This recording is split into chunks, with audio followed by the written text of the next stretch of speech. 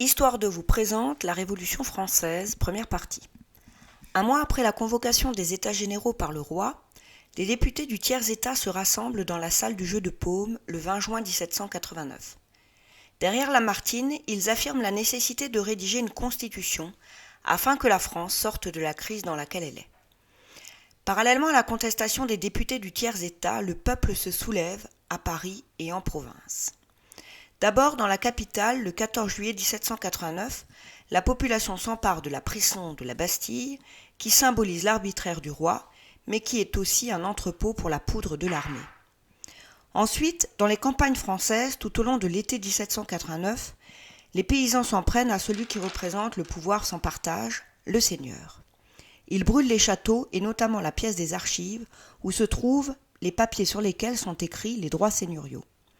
Ces soulèvements populaires aboutissent à la suppression des privilèges dans la nuit du 4 août 1789. Ainsi, les députés votent la fin de la société d'ordre. Dans la foulée, ils rédigent la Déclaration des droits de l'homme et du citoyen. Une rédaction de la Constitution est lancée. Face à cette situation, le roi fait preuve de bonne volonté et poursuit le dialogue. Mais en réalité, il prépare sa riposte. Alors que la première Constitution est entrée en vigueur en septembre 1790, l'année suivante, dans la nuit du 20 au 21 juin 1791, Louis XVI, sa femme Marie-Antoinette, leurs deux enfants, la sœur du roi et la gouvernante de la famille, s'engouffrent dans une berline, direction la frontière luxembourgeoise, où des troupes sont prêtes à défendre le roi. Quand la famille arrive à Saint-Ménéhould, les villageois, surpris par le remue-ménage, préviennent la garde royale. Quelques heures plus tard, la berline est arrêtée à Varennes, les passagers reconduits à Paris, au château des Tuileries.